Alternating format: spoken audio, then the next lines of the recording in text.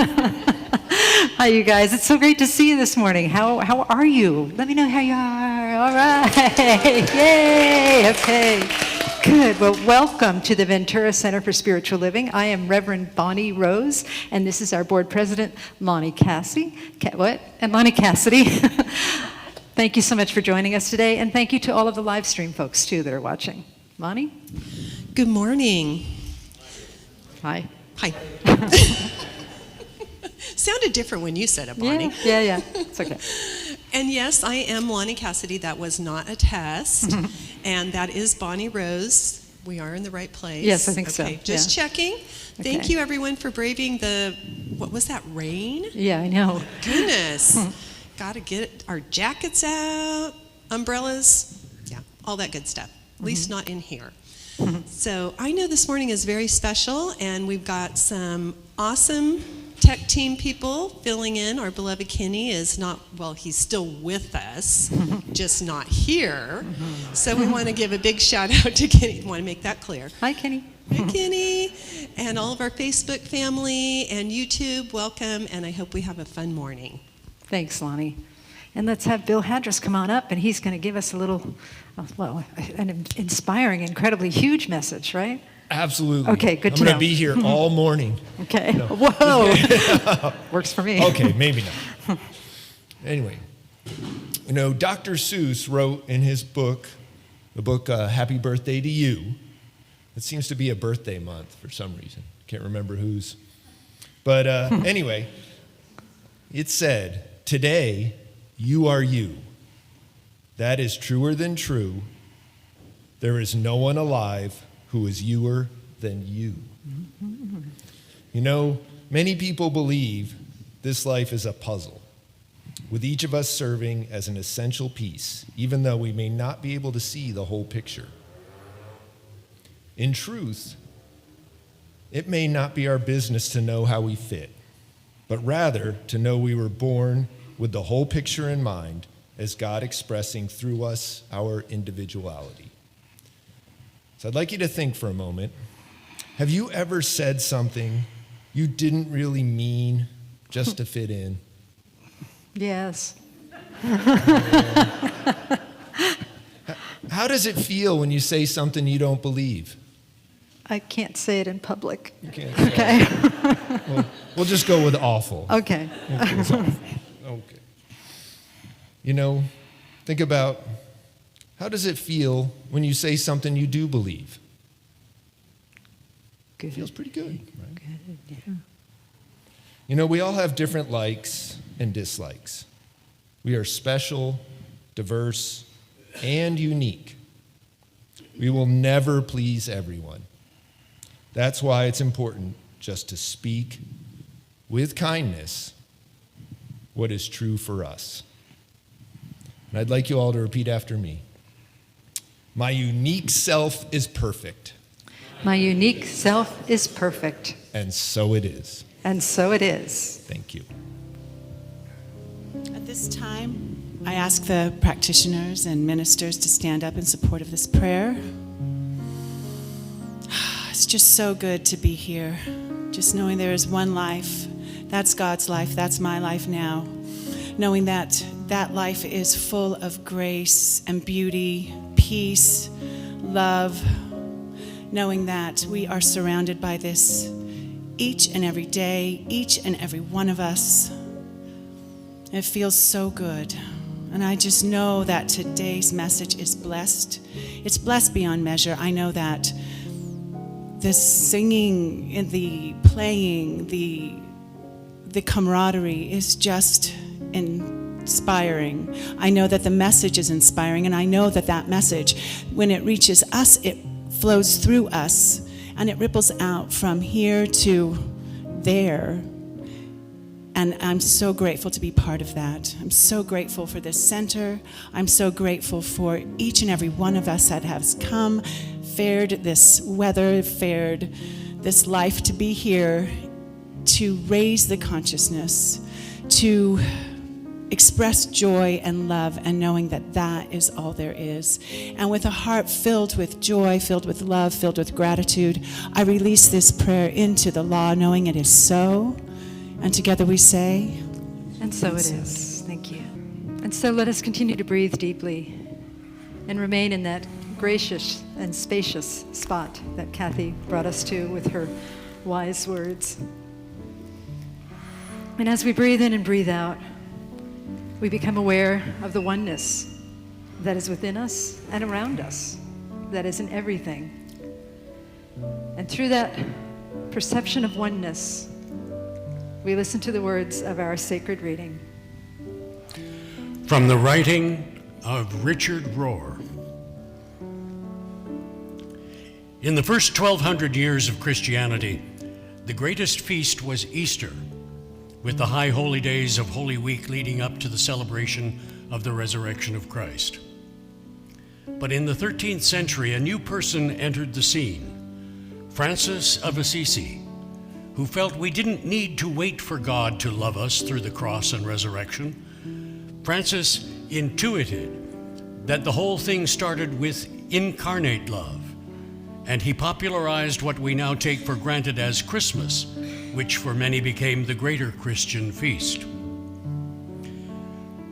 Francis realized that if God had become flesh, taken on materiality, physicality, humanity, then we didn't have to wait for Good Friday and Easter to solve the problem of human sin. The problem was solved from the beginning. It makes sense that Christmas became the greater celebratory feast of Christians because it basically says that it's good to be human. It's good to be on this earth. It's good to be flesh. It's good to have emotions. We don't need to be ashamed of any of this. God loves matter and physicality. Remember, when we speak of Advent or preparing for Christmas, we're not talking about waiting for the little baby Jesus to be born. In fact, we're welcoming the universal Christ, the cosmic Christ, the Christ that is forever being born in the human soul and into history. And believe me, we do have to make room, because right now there is no room in the inn for such a mystery. We see things pretty much in their materiality, but we don't see the light shining through. We don't see the incarnate spirit that is hidden inside of everything material. The early Eastern Church made it very clear that incarnation was a universal principle. Incarnation meant not just that God became Jesus. God said yes to the material universe. God said yes to physicality. Eastern Christianity understands the mystery of incarnation in the universal sense. God is forever coming into the world. We're always waiting to see spirit revealing itself through matter. We're always waiting for matter to become a new form in which spirit is revealed. Whenever that happens, we're celebrating Christmas. The gifts of incarnation just keep coming. Perhaps this is enlightenment. And so it is. And so we breathe in deeply to the meaning of those words, knowing that Richard Rohr, the Franciscan mystic who wrote that piece, also believes that incarnation happened at the Big Bang, when the universe was created, when God cast itself into material form, and that spirit loves matter so that matter can love spirit. And so as we sing together, I am remembering who I am, let us remember that we are spirit incarnate, all of us, regardless of shape or size or orientation or political affiliation or skin color or nationality, all of us, every being, the animal kingdom, everything, every piece of matter here on the planet Earth is mostly empty space and all God. And so let us just breathe into that awareness. Another name for that many worded definition I gave is just simply I am. I am, I exist, and because I exist, I am one with God. And so together, as we sing, I am remembering who I am. Let us remember for ourselves the oneness that we all share, the allness in all, and let us remember it for ourselves and for other beings, all beings everywhere, for the entire cosmos. I am remembering who I am.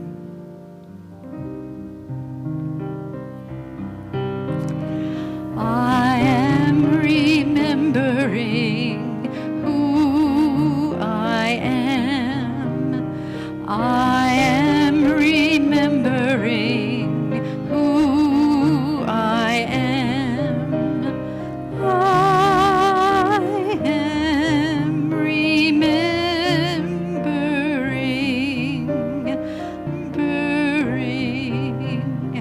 I am remembering who I am.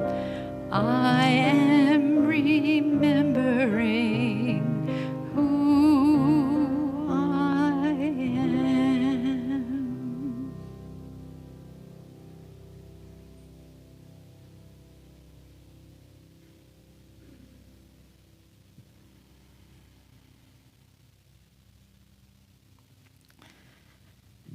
The memory of the I Am presence rises within us. It belongs to us as we belong to it. Let us open our eyes then as we breathe in deeply and exhale in love and in service to what is, as it is, and so it is. Namaste.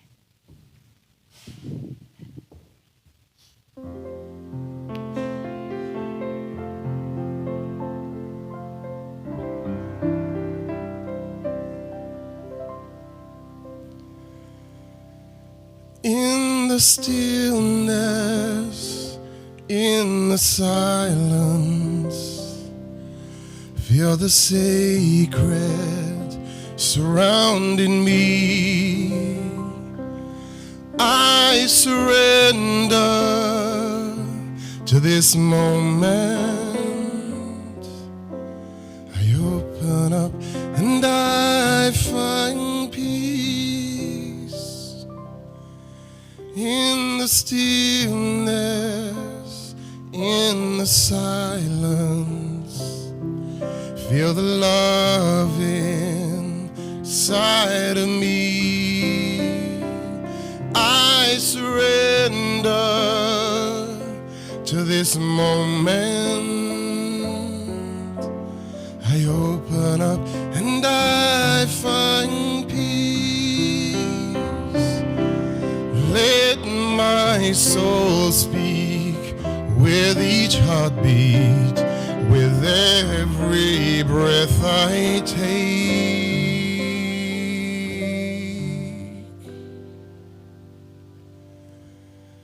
In the stillness, in the silence, I feel the light inside of me. I surrender to this moment. I open up and I find peace. Let my soul speak with each heartbeat, with every breath I take.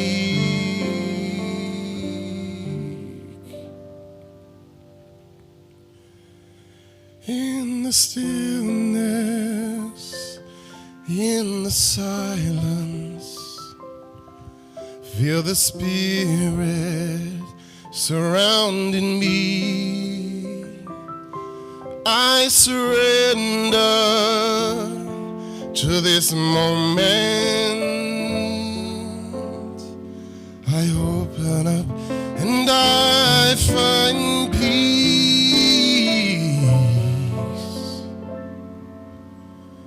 I open up and I find me.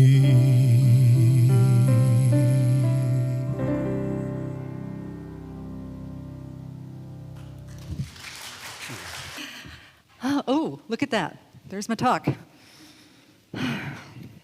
All about Christmas Eve. Have any of you seen the movie All About Eve? A good one, right? Yeah, some of you are probably too young. Like Kathy over there, yeah. So All About Eve is about an aging star, let's call her Betty Davis, or Bonnie, who is usurped by her understudy. Let's call her Ann Baxter or Jennifer. For those of you who don't know, Jennifer is the new assistant minister. But I promise you, our relationship is nothing like All About Eve. She is wonderful. Although she is a beautiful, tall brunette. So there's that. That's all that we have in common. And I was going to actually wear that outfit today, but needs to be dry cleaned. Anyway, so all about Christmas Eve. Now, why are we talking about this today? Well, first of all, it is the season. Second thing is that I don't know if you guys know this, if you're new here, but we have a Christmas Eve extravaganza every year on Christmas Eve. Now, that is a picture of the closing shot for 2021. You'll see that we were all in masks. It's kind of like a Where's Waldo. Like if you look really closely, you can see people that you know. Todd and Rod, the goats, are standing on the altar. I think I see Hugh and Bill Seal and some other folks. As you might notice, I'm sitting on the stage with a donkey's butt in my ear, which is kind of perfect in its own little way. But that's what we do on Christmas Eve. Now, the other thing is that you may have also noticed that this is an interfaith spiritual center. What tipped you off? Was it perhaps something up there? All of those mystics from different faiths have different reasons for being there, just people that have taught us or influenced us over the years. But we do bless all paths to God, as you'll hear later in the prayer. And because we bless all paths to God, part of our celebration is Christmas. And Christmas also, Hanukkah actually part of Hanukkah is on Christmas Eve, so we're lighting a menorah and having a Christmas play, a Hanukkah play as well. So, one of the things about this year's Christmas that I thought was really special, this year's Christmas pageant, was that we were going to have a baby Jesus.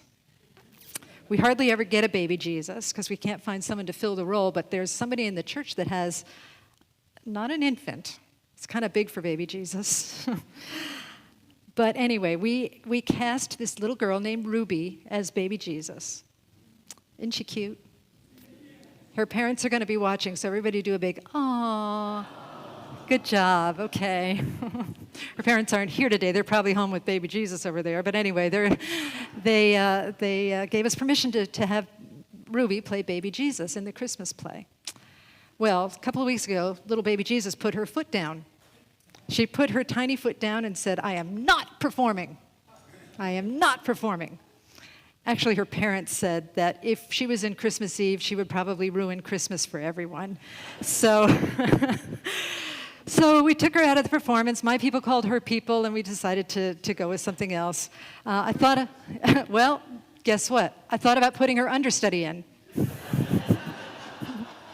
All About Eve, or All About Hip Hop, who's our rabbit. There is a picture of hip hop in the creche scene where she is, I think, standing on Joseph, sitting on baby Jesus, about to knock over Mary, and I think she's already decapitated the kings. So there you go. Hip hop is out too. We're doing our Christmas Eve production, Sans Baby Jesus. But the good news about that is that we treat Christmas like a metaphor. Christmas is a metaphor that's about all of us. So who needs baby Jesus? Oops, I didn't say that, right? Well, we need the Christ principle, though. We need the mystical meaning of Christmas. The mystical meaning of Christmas is what we're talking about today. And really, Christmas, to me, whether it happened or not, is a metaphor. Something can be real and metaphor at the same time. There are symbols in the Christmas story that apply to all of us, regardless of what faith we are, regardless of where we live, what our station is in life. The metaphors of Christmas apply to all of creation, all of humanity. And the reason we're doing this is that I'm hoping that we can collectively reveal a bigger picture through this community, a bigger picture of Christmas and all metaphors that will bless our lives so that we can be a stronger presence for love and for grace and for kindness in the world. That's always our goal here, is to be that strong presence of love and grace and kindness in the world. Okay, so the metaphysics of Christmas. In this denomination called religious science or science of mind, we talk about Christ consciousness. Christ is not limited to one person. It means the anointed one or the enlightened one. It means a certain type of consciousness that sees oneness everywhere.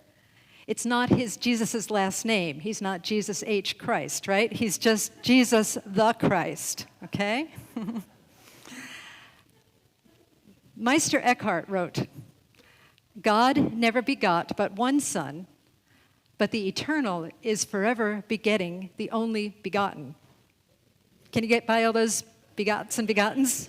Just think of Begin to Begin, okay, that song. If that doesn't work for you, Begin to Begat, whatever. So to translate that a little bit, Ernest Holmes talked about it where he wrote, the eternal is forever giving birth to its realization of its own perfection. And here, when we speak about perfection, we don't mean perfectionism. We don't mean getting everything right by some ego standard, by some false standard. We talk about perfection meaning inclusion and oneness. So the eternal is always working to, or playing to, express its oneness in the universe, and it's up to us to wake up to that oneness. That's what really putting on the Christ consciousness is waking up to the oneness, waking up to the grace in everything, waking up to the love in everything. And sometimes it's really well hidden, but we can find it. We can find it if we do the work. So light in the darkness. To me, Christmas is a lot about giving birth to light in the darkness, finding light in the darkness. You know, it's no coincidence that it happens in winter, that it was started as a response to some of the pagan holidays that celebrated the solstice, right? The early Christians wanted to have something for the Christian church to do rather than do the solstice, so they developed the birth of Christ around December 25th, and they really believe it was a little bit later. Also, in the reading that Hugh did, St. Francis and the Franciscans believed that Christian was the main thing, or Christmas was the main thing. Christmas was celebrating the incarnation versus the crucifixion, because the incarnation indicates that God has spilled itself into creation. God has spilled itself into creation and that we're all already good. You know, Richard Rohr, the author of that piece, said that the crucifixion is not plan B, or the incarnation is not plan B. It's not like we messed up in the Garden of Eden and then God had to come and send a son so that we could clean up our acts, right? It's totally different than that. And some people actually think of the Garden of Eden, the fall from grace, or original blessing as people call it, and the incarnation, which is the birth of Jesus, and the crucifixion as a trilogy, as a 3-in-1, that they're all happening simultaneously in timeless time, that they all feed into each other because we need the darkness and the light. So Christmas, to me and to others, symbolizes not only an external shift from darkness to light, but also our internal shift from darkness to light, our internal shift from despair into hope. Darkness is essential to the discovery of light.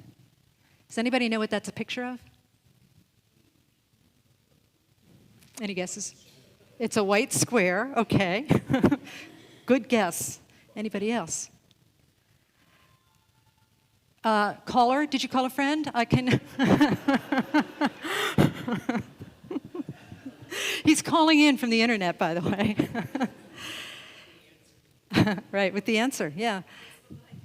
It's the light, yes, it could be. What I'm going to call it is a blizzard on a snowy mountain with a white sky. Now, one of my friends who was a minister, before he was a minister, he's Canadian, and he used to be on the ski patrol. And what the ski patrol would have to do, one of their many jobs, was when the ski resort, when they had a huge blizzard and there was already a lot of snow on the ground and the sky was white and the snow was falling and the ground was white, they would have to go out and find lost skiers. Because they said that when everything is white, the skiers would get disoriented and they would fall down. They didn't have any point of reference. They didn't have any place to go, so they would something in their brains would just make them fall down. And he said when they caught them, when they found them, they would have to all ski in a line and just keep their eye really closely on the person in front of them. And then they were able to manage to get down. And the person in front had to keep rotating so that he could become reoriented to actually skiing down the mountain. So this could be something that has contrast covered up. For example, it could really be, Look, there it is. This. Now you can see the skier. Now you can see the skier because there's contrast, right? He's against the blue and he's wearing green and you can see it. That's actually me working on my ski triple Lutz, which is, I think, an ice skating move, but, you know, that's, that's how I injured myself trying to do ice skating on skis. What can you do? Or that's maybe me falling off a cliff. I'm not sure which, but anyway, it's definitely not me. But anyway, we need contrast. We need contrast to first of all, orient ourselves, to be able to navigate, but we also need to know it, according to Esther Hicks and other metaphysical teachers, we needed to know what we want and what we don't want. If we're experiencing lack, that can be a symbol to us of saying, oh yes, I want to experience abundance. If we're experiencing despair about the state of the world, we can say, well, what is it that I want? I don't want this despair, but what I do want is hope, and what I do want is world peace, and what I do want is for people to get along. I do want equality, I do want equity, I do want inclusion. So the contrast doesn't have to be something bad. The darkness doesn't have to be something bad. It can actually be a catalyst to allow us to move into a greater acceptance of the light. So when we encounter darkness within ourselves, there's no reason for despair. There's no reason to get depressed. There's no reason to think we're doing something wrong. There's no reason to be ashamed. It's just like, oh, this is an opportunity. I see darkness in myself. I'm feeling despair. I'm feeling unhappy. I'm feeling lack. Wow, what a great opportunity to work on feeling something else, on calling forth something greater, the greater yet to be, which if God is everywhere and God is all things good, if God is everywhere, God is embedded in that situation as well, in that challenging situation. It is there. It is there. But we just can't always see it. Takes a new type of attention to pay attention and to see the light that is embedded in the darkness. So what is the darkness? Darkness are stories that are made up by the false self, and then we identify with the stories. That means we say that the stories are true. The stories are true, and they are the only truth. Those of you who come here a lot know that I have you touch your elbow, right? And you touch your elbow, and I say, are you touching your body? And people say, yes, I'm touching my body. Shut up, Reverend Bonnie. We've done this before, touching your body. But then I say, are you touching your whole body? And you're not. So when we have a thought, this is not to diminish any thought that we have or any feeling that we have. It's not to push them under. It's just to understand that the thought or the feeling that we have is real and it's important, but it's not the whole thought or the whole feeling. There is a bigger picture behind every single thought that we have. Rupert Spira says it's like being in a dream and over-identifying with the character in our dream. Has anyone here had a dream where you thought it was just so real, right? You thought it was so real and you thought that everything had changed because you were in this dream? I had a dream once. The reason I have this picture of a person lying down with a lion behind them, I had a dream one time. I don't know why. The psychologists in the room can analyze this. But I dreamed that George Clooney was giving me acupuncture in my back.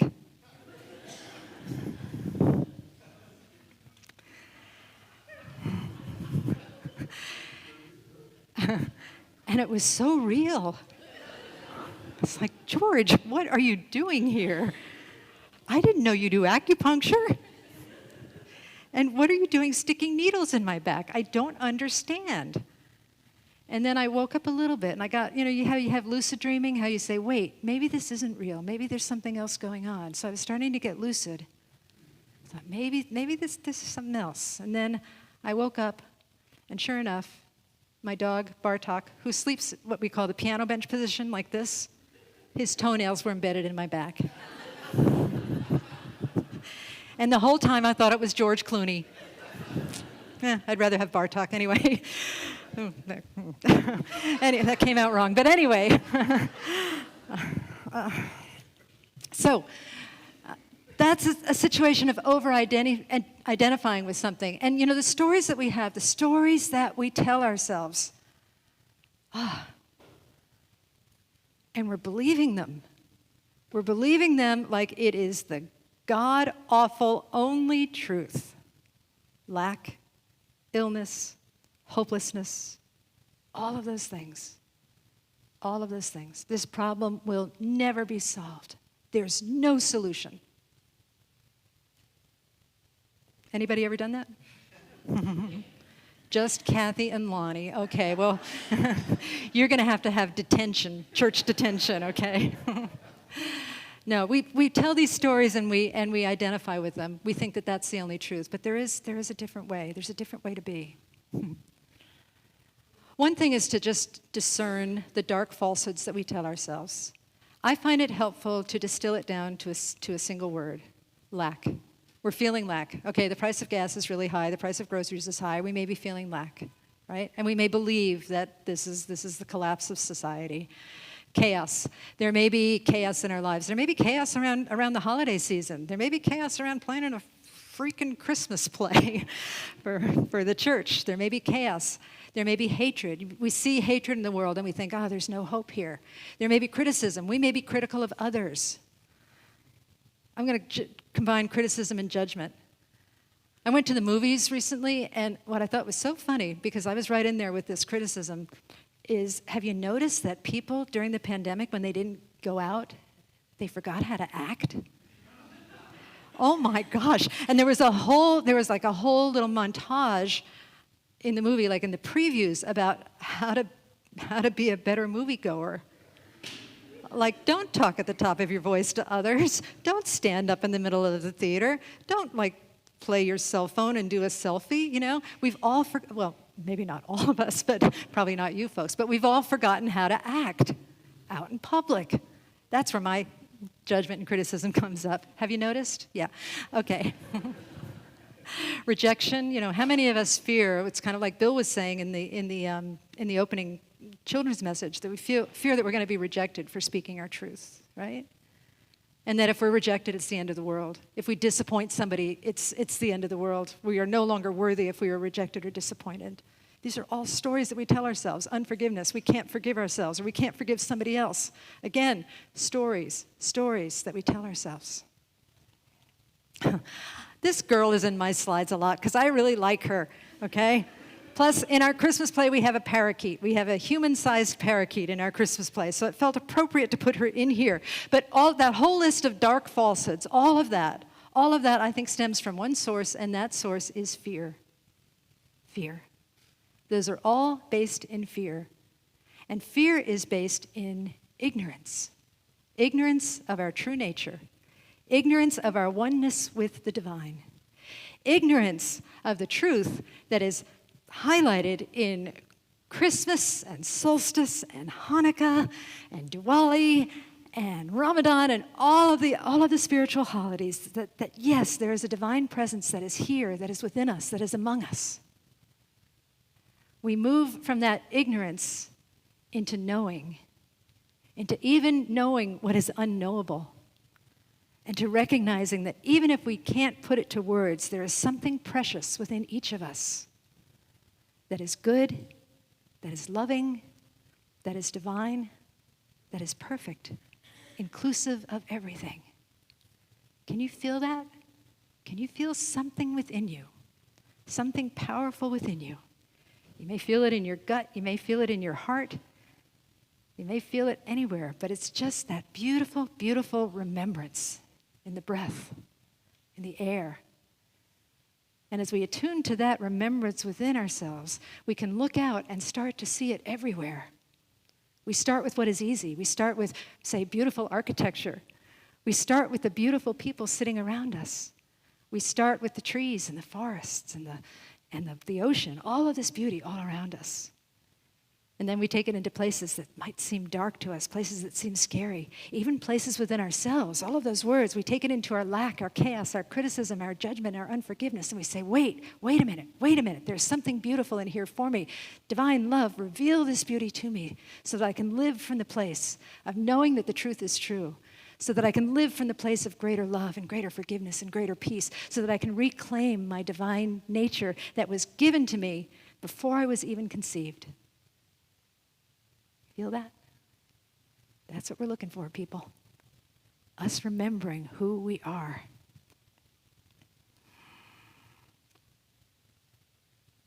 So, the way to practice this, I suggest, is to look for the feeling and ask yourself, what stories of darkness do you tell? Ask yourself, what word of fear is prevailing? Am I feeling overwhelmed, stressed? Am I feeling lack? Am I feeling unforgiveness? How might you be living like that falsehood is true? Some of us give up. Some of us resort to complaining about the problem constantly. Some of us resort to doing everything that we can do to feed that negative energy. And then, is your story the only truth? There might be a bigger truth. Well, not there might be. There is a bigger truth that is waiting to be revealed.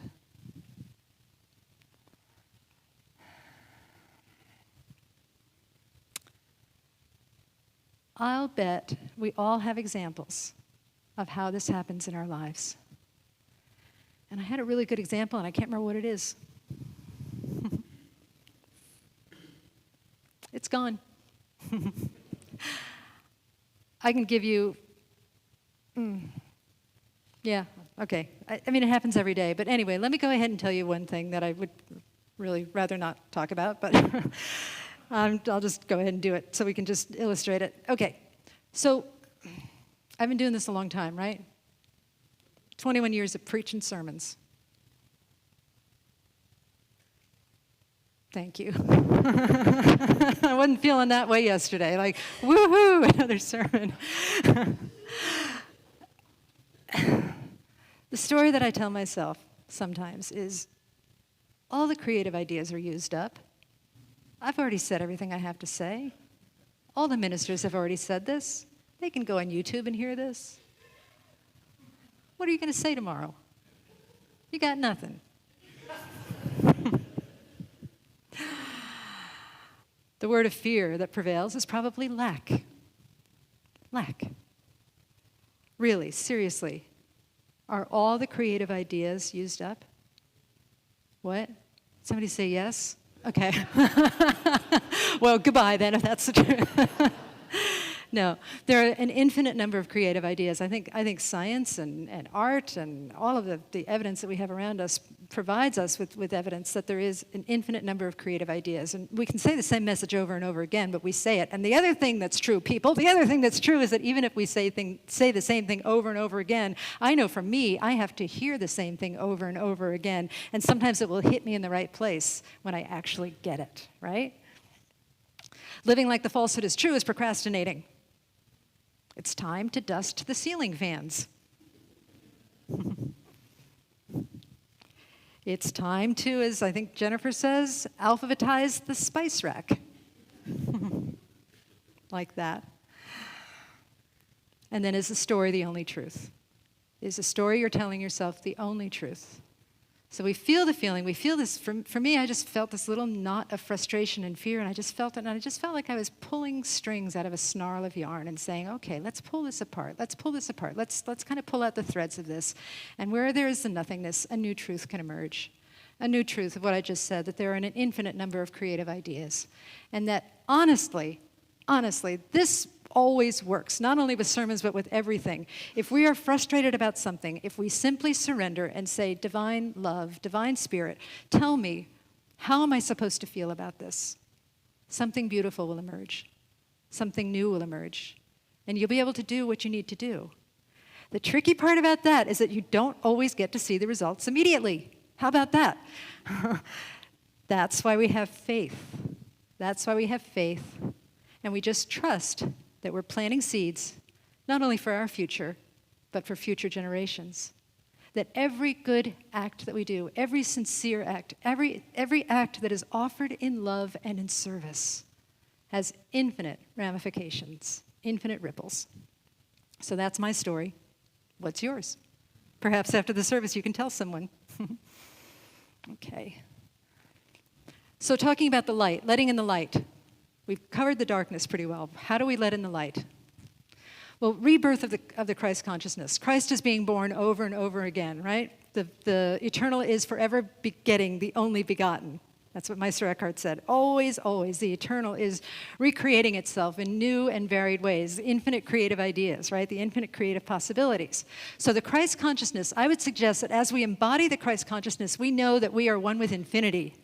We are one with infinity. So anytime we're up against something, we can say, no, I am one with infinity. Yes, I am one with infinity. Therefore, I dwell in infinite possibilities, and infinite possibilities dwell within me. We also know that the divine Christ, the Christ consciousness, is intimate, meaning that it is personal to our lives. So my challenges are unique, but also my solutions are completely unique, and they are multi-dimensional around me all of the time and within me. So again, when we're up against it, we say, well, I am one with the Christ consciousness. That means that there is an intimate, infinite presence within me that knows everything that I need to know, and all I need to do is surrender to it. And you're not going to get the answer on a Post-it, but granted, you will be led. You will be led to something divine, something greater than what you're currently thinking or currently holding in your mind. The Christ consciousness is peace, poise, and happiness. That is our true nature. We are peace, poise, and happiness. And we can always realign ourselves with those qualities to know that that's the truth of our existence.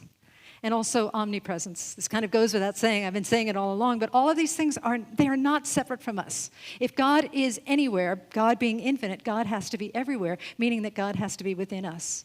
And with every condition that comes forth, and every problem, every solution, everything, all in all, everything is the divine. Why is the light hidden? This slide originally said, come on, God, why did you hide the light? Why did you hide it so skillfully? This is a combination of Rupert Spira, who is a mystical non-dual teacher, Ibn al-Arabi, who is a Sufi master, and I think me, okay? So it says awareness is always who we are. We are always awareness. Is there anybody here who is not aware of being here? What? Okay, you get detention too, all right? Got my eyes on you guys, okay. Everybody is aware. So awareness is the divine consciousness, just plain awareness. We start putting conditions on this awareness. I am what? I am this, I am that. But we are just purely the I am, okay? God veils itself with itself. Ooh, that's something for you to ponder.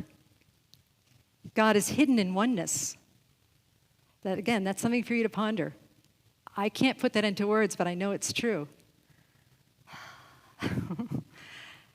A comprehensible God is not God, meaning that God is infinite.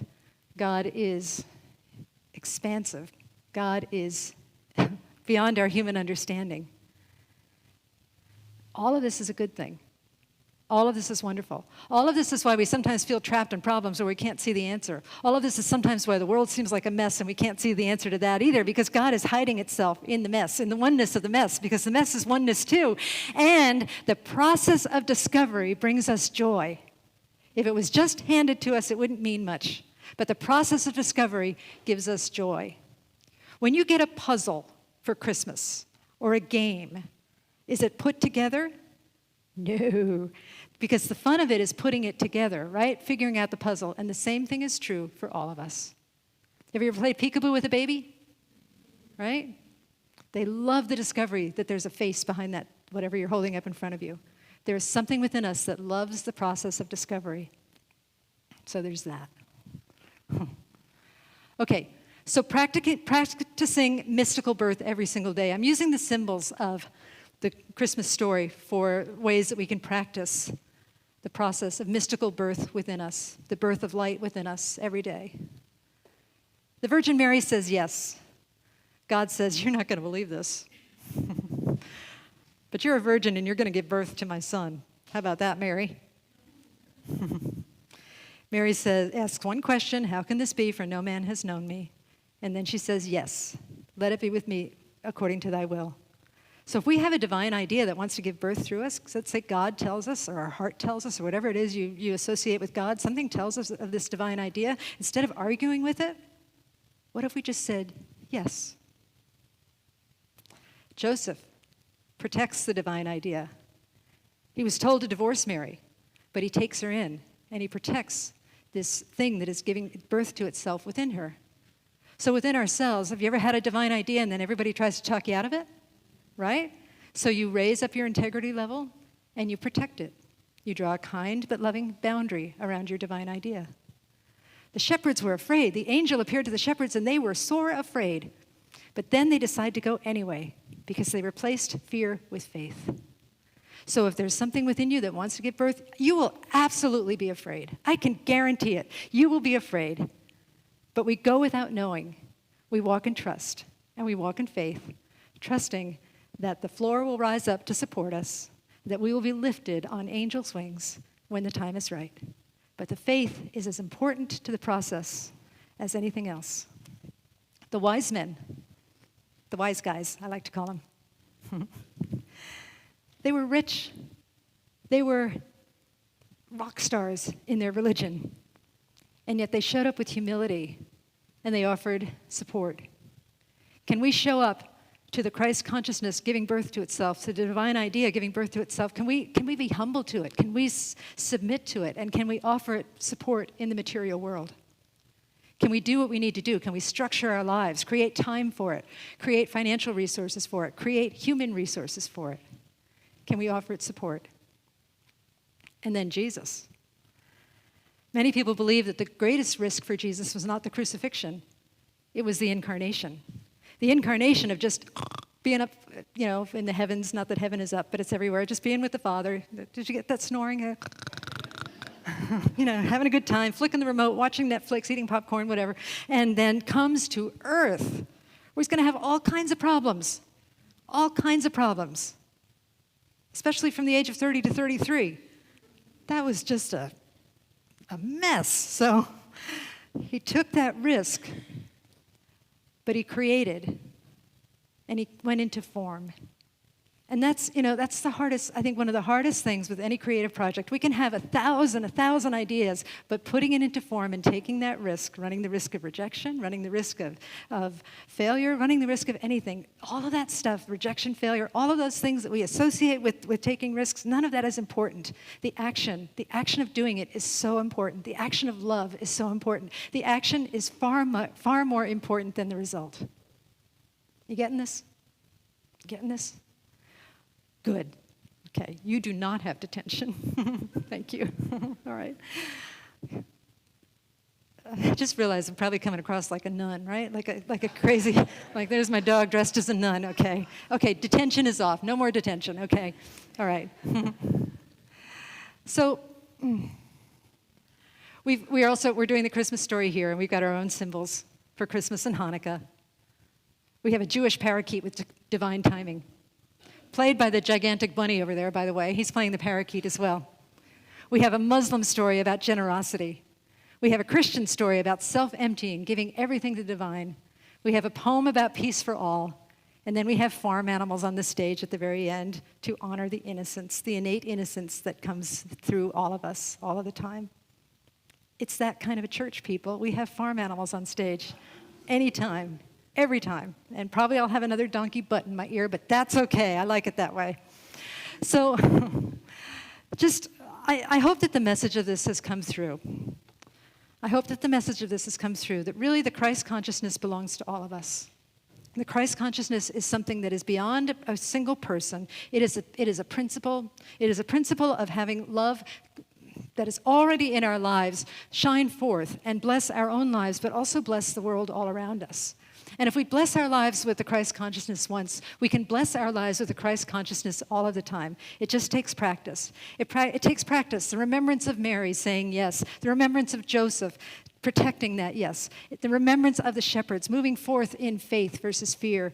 The wise men humbly submitting to the divine idea, the divine idea that is greater than any worldly concerns. And it is the intention to take our divine idea and inform it, make the word flesh and allow it to dwell among us. Because your divine idea, whatever it is, whether it's healing a relationship, whether it's creating something, whether it's moving from lack to abundance, whatever it is divine, and it is so special, and it is coming up in you for a reason to bless all of us in this community, but also to bless the world, to bless you individually. How interesting that the macrocosm and the microcosm are one and the same. So with that spirit in mind, I'm going to read this quote to you. I'll read it slowly. Divine love is born in us today. Yes, divine love is born in us today. And we are in the hands of a power greater than we are. And we wish to become servants of this power, gladly following its divine guidance. Love is the greatest thing on earth and the highest gift of heaven. It is the only thing that can heal the broken heart and bind up the wounds of the world.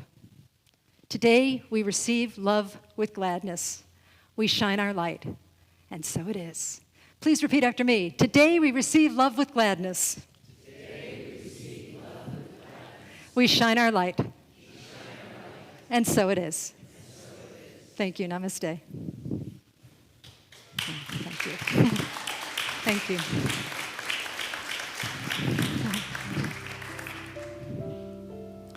And so turning within, I just give thanks for this beautiful time together. I just trust to know this one truth that is life, that is light, that is love, that expresses through each of us individually and collectively. And we unify with that presence right now. We acknowledge it. We know it as the truth of being. It is our being. Despite all external circumstances, that core of love, that core of light is strong within us. It couldn't be any other way. It is strong in who we are. It is the truth of our existence. And so as we anchor in that truth, we recognize it in our lives, and we trust that all is well.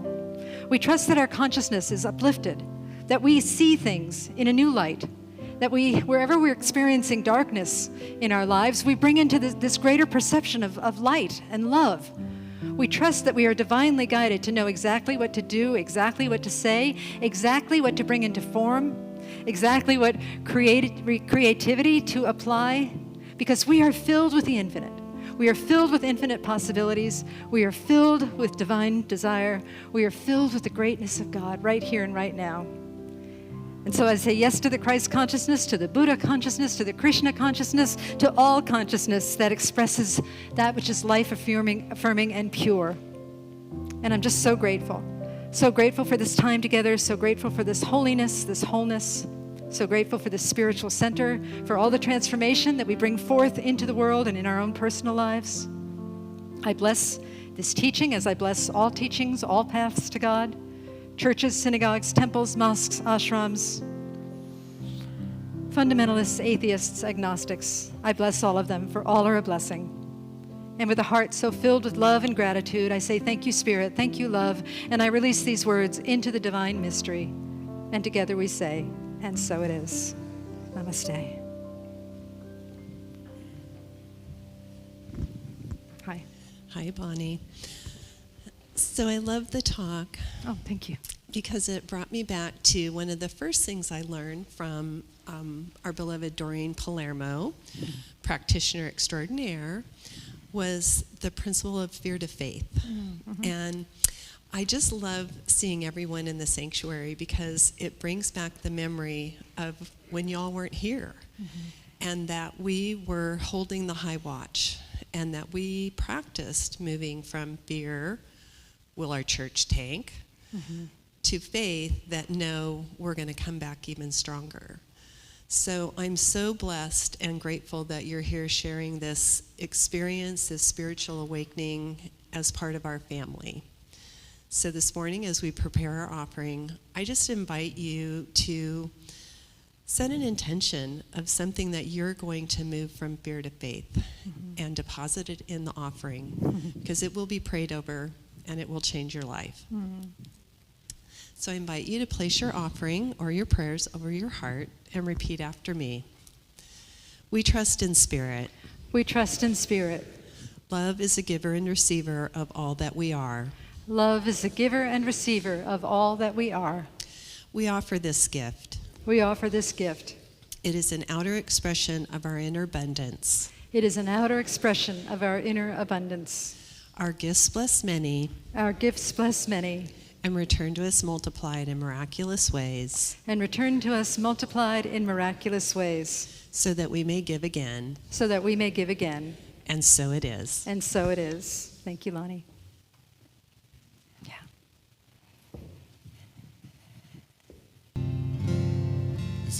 Is it guitaring? Okay, good. All right, thank you, Reverend Bonnie. This song's called The Happy Song.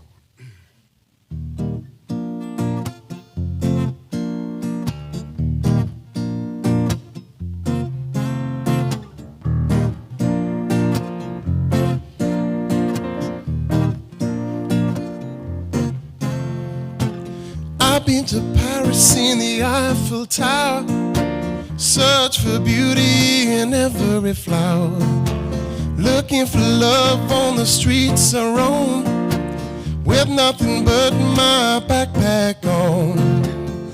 Walking so many streets, it was cool for a while, helped me learn how to smile. And now I'm happy in the skin I'm in.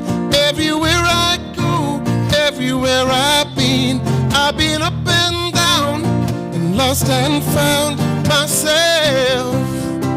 Happy in the skin that I'm in. Swam with the dolphins in the sea. I've never felt so wild and free.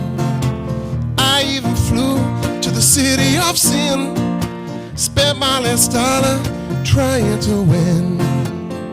All the things that I've seen and the journey within, there's no place like being happy in the skin I'm in. Everywhere I go, everywhere I've been up and down, lost and found myself.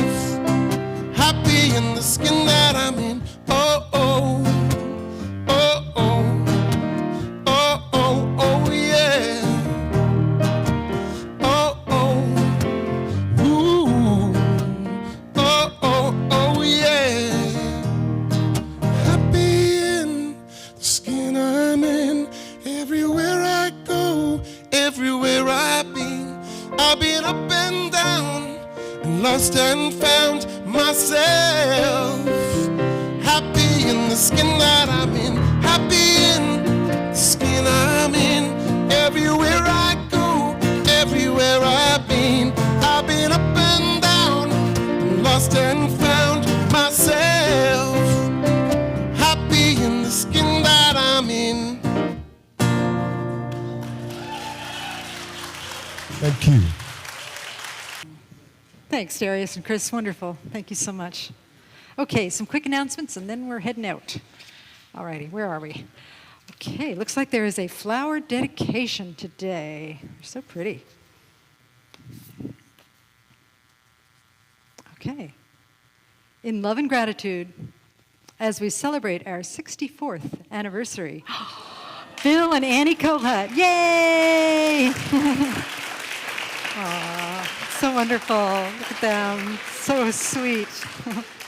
That's wonderful. Okay. So after the service, we've got some wonderful ambassadors. They're wearing teal name tags, or teal stoles, rather. Why don't you stand up, let people take a look? And we've got another one somewhere, too, Jeanette. I think she's out there. Okay. Anyway, so they're there to answer any questions that you might have about the church. And then in the social hall, back there, through that door, there's this thing called the Angel Tree. And we sponsor gifts for Step Up Ventura, which is a wonderful, wonderful homeless program to assist children who are impacted by homelessness. And this program is really rare in a way, our Christmas participation with them, because not only do we buy gifts for the children, we buy gifts for all of their family members too.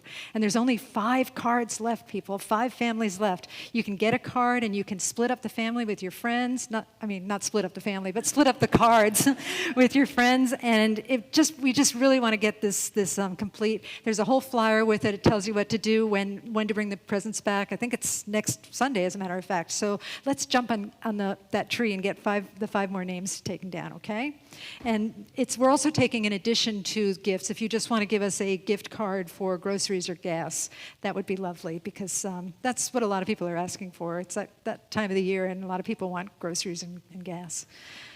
There's a Longest Night, which is a memorial service for the homeless folks, people that have died on the street in the last year. And it's an interfaith service. I'm participating in it, and that is on December 17th at 3:30 p.m.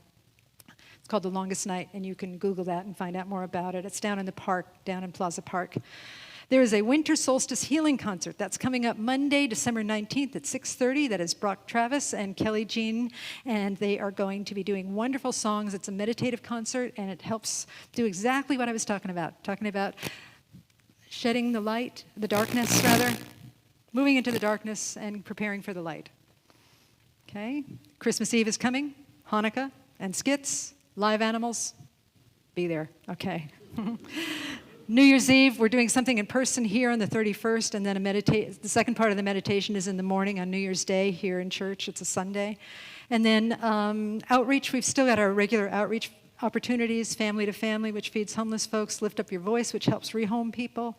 Choir rehearsal for Hearts in Harmony is taking place today at 11:30 downstairs. Everybody is welcome.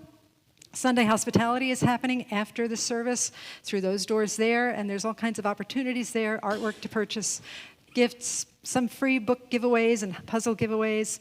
After the service, if you would like to get a prayer with one of our wonderful practitioners, they are fantastic prayers. They're wearing white stoles, and they'd be delighted to pray with you for anything that might be coming up for you, anything in your life. And then one more thing. So I don't think everybody knows this, but I have this history of going to India periodically. And it turns out, I wasn't planning on doing any more international trips, but it turns out that on sometime in January, I'm going back to India.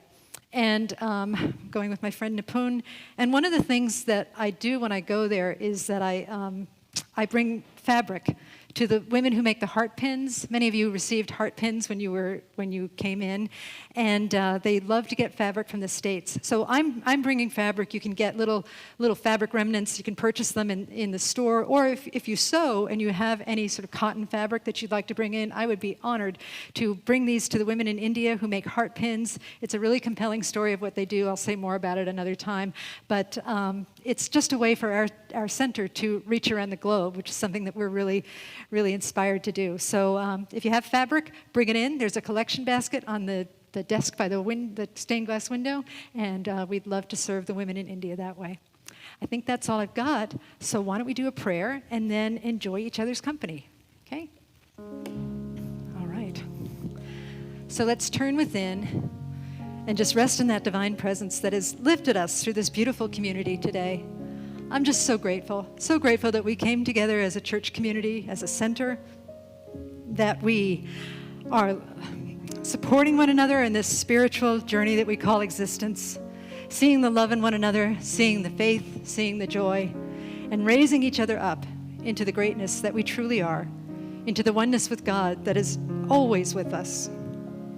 And so I'm so thankful for this time together that we spent this morning in community and grace. Thankful for everybody that came, that said yes to being here this morning, because your presence makes a difference. Your presence contributes to this spiritual soup that we are creating here today. And I'm grateful for a transformation and for love and for grace and for the coming week until we meet again. God bless each of us. I give thanks one more time, and I release these words